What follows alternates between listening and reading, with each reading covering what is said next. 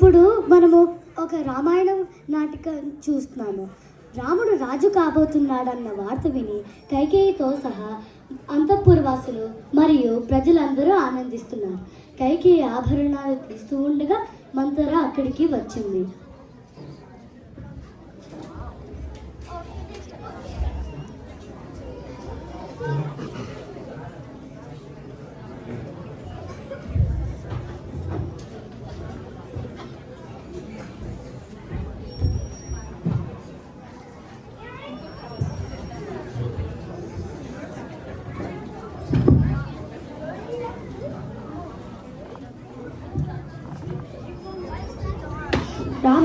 రా, నా రాముడు రాజా పోతున్నాడు.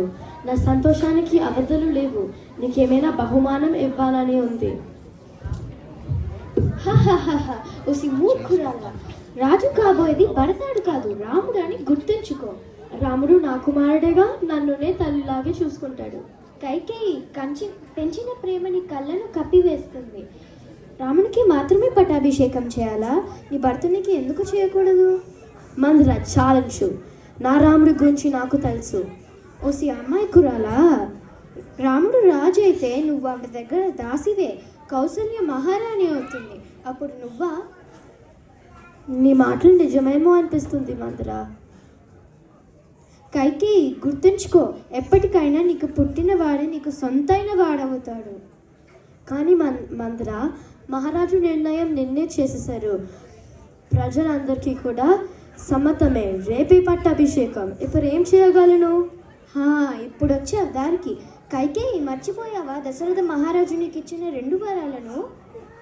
సరే, అదే సరైన మార్గం, సరైన సమయం కూడా. ఇప్పుడే మహారాజుని భరతుడు రాజు అవ్వాలని కోరుతాను. కానీ ఇంకొక కోరిక ఏం కోరును? రాముడికి 14 సంవత్సరాల అరణ్యవాసం. మందర ఛాలెంజ్. భరతుడు రాజు అయితే మనకి చాలు. రాముడు ఎందుకు అరణ్యవాసంకి వెళ్ళడం? రాముడు ఇక్కడే భరతుడికి సేవకుడిగా ఉంటాడు. ఓసి వెర్రిరానా, చక్రవర్తి సింహాసనం మీద సేవకునిగా ఉన్న చక్రవర్తే. రాముడు సహజంగా చక్రవర్తి. రాముడు భరతుని పక్కనే ఉంటే భరతునికి ప్రజాదరణ ఉండదు. సందేహించక రాముణ్ణి అరణ్యవాసం పంపించమని నీ 2వ కోరికగా కోరు. సరే, ఆ విధంగా చేస్తా.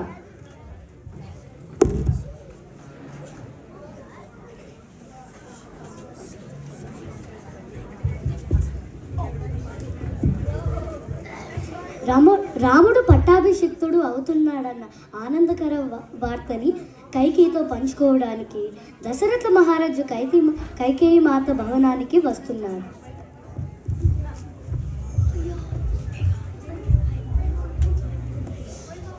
కైకేయి, ఏమిటిలా వెలువెలిపోతున్నావు? నగరం అంతా రాముని పట్టాభిషేకం పట్ల ఉత్సాహంగా ఉంటే నువ్వేంటి శోకంలో ఉన్నావు? మహారాజు, దేవాసురు యుద్ధంలో సహాయపడినందుకు నా 2 వరాలు ఇప్పుడే నెరవేర్చాలి. అంతే కదా, అడుగు దేవి, తప్పక నెరవేర్స్తాను. 1, రాముడు బదులుగా భరతుడు రాజు అవ్వాలి. 2, రాముడు 14 ఏళ్ళ వనవాసంకి వెళ్ళాలి.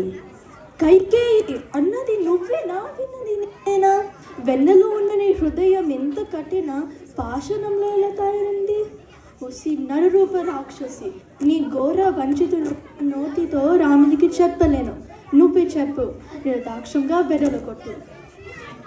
ఎవరక్కడ? వెంటనే రాముడు ప్రవేశపెట్టండి.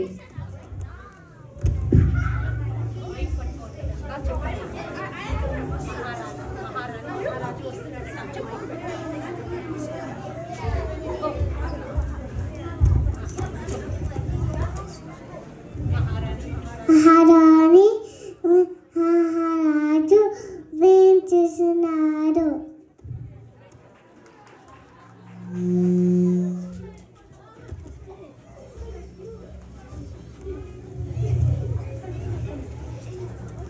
తల్లి నమస్కారం, ఆశీర్వదించండి. పితృవాక్య పరిపాలన దక్షుడు కావాలి. అమ్మా, తండ్రి గారికి ఏమైనా అనారోగ్యం చేసిందా? లేదంటే నా వలన ఏమైనా అపచారం జరిగిందా? చెరగవచ్చని మీ తండ్రి గారు సందేస్తున్నాడు. మీ తండ్రి గారు నీతో చెప్పలేక నన్ను నీతో చెప్పమని అడిగారు.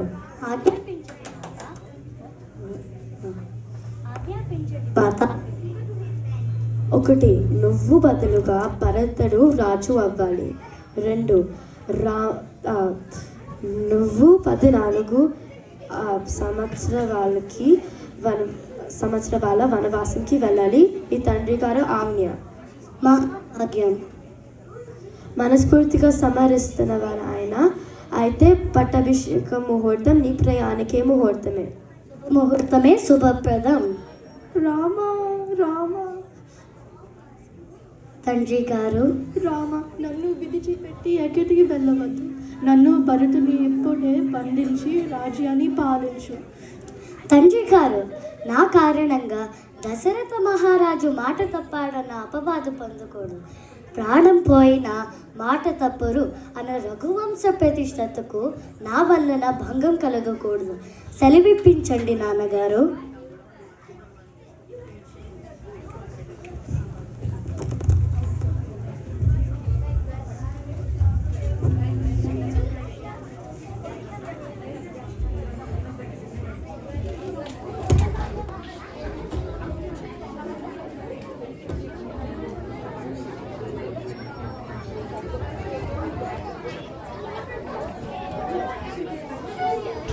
ప్రయాణ వార్త విని లక్ష్మణుడు కూడా రామునితో వెళ్ళడానికి నిశ్చయించుకుని వశిష్ఠుడు మరియు తల్లుల ఆశీర్వాదం కోసం వారి వద్దకు వెళ్తాడు.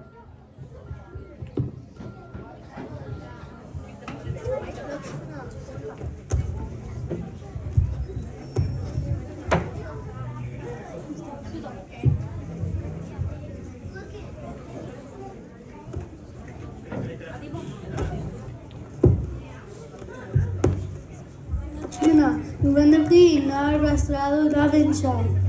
గురుదేవా, నేను కూడా అరణ్యవాసానికి వెళ్తాను.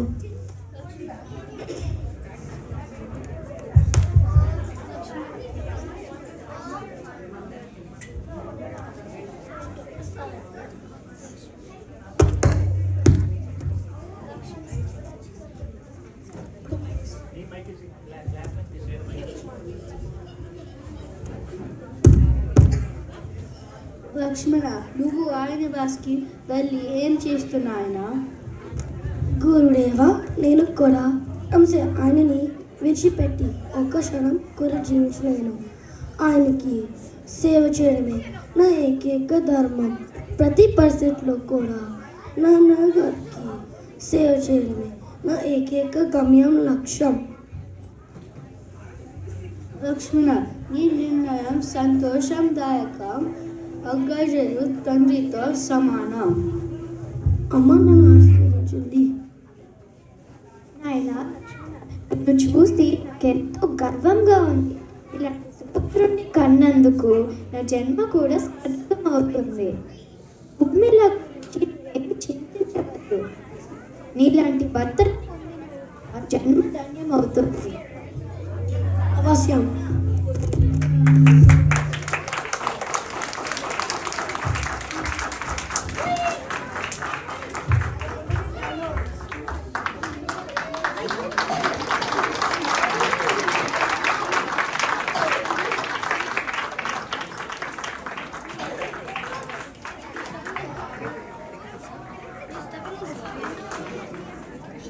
Smile, smile, smile. Smile, smile. Smile. Everyone smile, smile.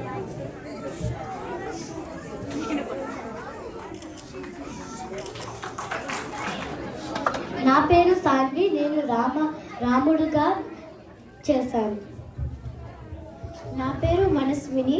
నేను సుమిత్ర ఇంకా మందరలాగా చేశాను.